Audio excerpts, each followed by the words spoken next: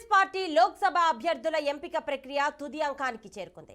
ఈ ప్రక్రియలో కీలకమైన కేంద్ర ఎన్నికల కమిటీ సమావేశం ఇవాళ ఢిల్లీలో జరగనుంది. ఏఐసీసీ అధ్యక్షుడు మల్లికార్జున ఖర్గే అధ్యక్షతన పార్టీ ప్రధాన కార్యాలయంలో జరిగే ఈ భేటీలో పార్టీ మాజీ చీఫ్లు సోనియా గాంధీ, రాహుల్ గాంధీలతో పాటు ఏఐసీసీ ప్రధాన కార్యదర్శి కేసీ వేణుగోపాల్, అంబికా సోని పాల్గొననున్నారు.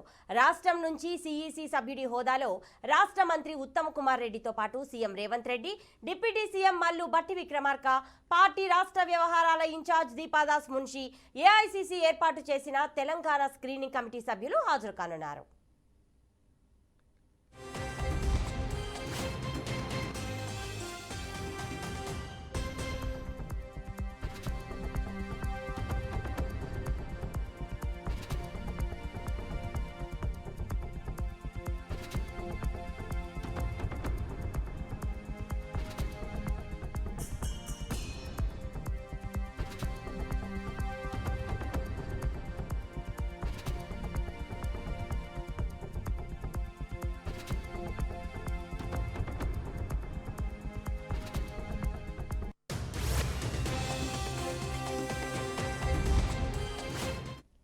ఇక ఇప్పటికే పీసీసీల స్థాయిలో షార్ట్ లిస్ట్ అయిన ఆశావహుల జాబితా నుంచి వీలున్నన్ని పార్లమెంట్ స్థానాలకు అభ్యర్థులను ఖరారు చేయడమే ఎజెండాగా జరగనున్న సమావేశంలో భేటీ అనంతరం దేశవ్యాప్తంగా 100 మందికి పైగా అభ్యర్థులతో వీలుంటే ఇవాళ లేదంటే రేపు తొలి జాబితా విడుదల చేస్తామని తెలుస్తోంది.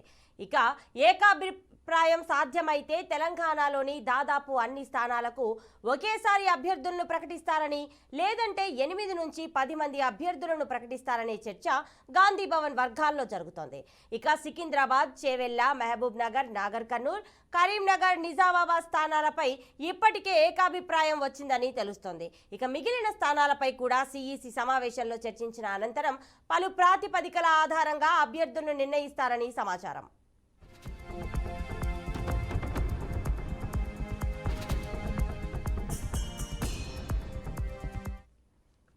ఇక ఇదే అంశానికి సంబంధించిన పూర్తి డీటెయిల్స్ మా ప్రతినిధి వాసు అందిస్తారు. వాసు, డీటెయిల్స్ ఇవ్వండి. ప్రతిభ, లోక్సభ ఎన్నికలకు సంబంధించి ఇప్పటికే బీజేపీ 9 సీట్లను ప్రకటించింది. అట్లాగే బీఆర్ఎస్ కూడా 5 సీట్లను ప్రకటించింది. ఈ క్రమంలోనే కాంగ్రెస్ పార్టీ కూడా ఇవాళ సాయంత్రం లేదా రేపటి వరకు దాదాపు 9 నుంచి 10 ఎంపీ సీట్లకు సంబంధించిన అభ్యర్థుల పేర్లు ప్రకటించేందుకు కసరత్తు చేస్తుంది. దాంట్లో భాగంగా ఇవాళ ఢిల్లీలో కేంద్ర ఎన్నికల కమిటీ భేటీకి రాష్ట్రం నుంచి సిఈసి సభ్యుడు ఉత్తమ్ కుమార్ రెడ్డి, అట్లాగే ముఖ్యమంత్రి రేవంత్ రెడ్డి, డిప్యూటీ సీఎం భట్టి విక్రమార్క ఇవాళ ఢిల్లీకి వెళ్లి సెంట్రల్ ఎలక్షన్ కమిటీ సమావేశంలో మల్లికార్జున ఖర్గే ఆధ్వర్యంలో ఇది జరగబోతుంది. సోనియా గాంధీ, రాహుల్ గాంధీ, ప్రియాంక గాంధీ, ఇతర ఏఐసీసీ అగ్రనేతలందరూ కూడా ఈ సమావేశానికి హాజరు కాబోతున్నారు. ప్రధానంగా ఇప్పటి వరకు స్క్రీనింగ్ కమిటీలో ఎవరి పేర్లు అయితే ఖరారు చేశారో ఆ పేర్లు ఖరారైన వారిని అధికారికంగా ప్రకటించేందుకు ఈ సమావేశం తుది నిర్ణయం తీసుకునే అవకాశం ఉంది. ప్రధానంగా కాంగ్రెస్ పార్టీ 100 మందితో కూడిన ఒక జాబితా విడుదల చేయాలని ఇప్పటికే నిర్ణయించింది. దాంట్లో తెలంగాణకి సంబంధించి సికింద్రాబాద్, చేవెళ్ల, నాగర్ కర్నూల్, మహబూబ్ నగర్, కరీంనగర్, నిజామాబాద్ ఈ అభ్యర్థులకు సంబంధించి ఇప్పటికే పేర్లు దాదాపుగా ఫైనల్ అయ్యాయి.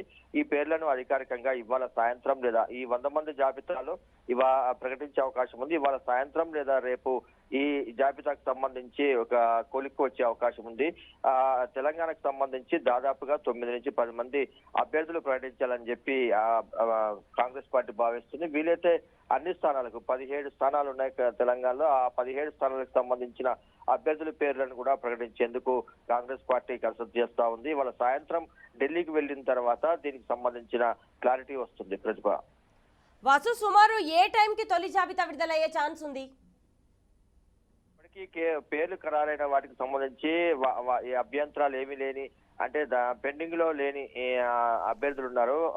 మొత్తం క్లియరెన్స్ వచ్చిన అభ్యర్థులకు సంబంధించి 100 మందిని ఫస్ట్ జాబితాగా కాంగ్రెస్ పార్టీ విడుదల చేయాలని చెప్పి భావిస్తుంది. ఇవాళ ఈ సిఈసి సెంట్రల్ ఎలక్షన్ కమిటీ భేటీ అయిన తర్వాత దీంట్లో వచ్చిన పేర్లు వడపోత జరిగి రాష్ట్రాల నుంచి ఏదైతే అభ్యర్థుల జాబితా వచ్చిందో వాటిని పరిశీలించి ఫైనల్ గా మళ్ళొకసారి దాన్ని స్క్రూటినీ చేసిన తర్వాత సాయంత్రం లేదా రేపు మధ్యాహ్నం వరకు జాబితా వచ్చే అవకాశం ఉంది. తెలంగాణకు సంబంధించి కూడా ఇప్పటికే ఖరారైన ఏదైతే మనం అనుకున్నామో సీట్లు, ఆ సీట్లకు కూడా పేర్లు దాదాపుగా ఫైనల్ అయ్యాయి కాబట్టి వాళ్ళ పేరుతో కూడిన 100 మంది జాబితాని కాంగ్రెస్ పార్టీ విడుదల చేసే అవకాశం ఉంది. Pratibha. Right Vasu, thanks for the details.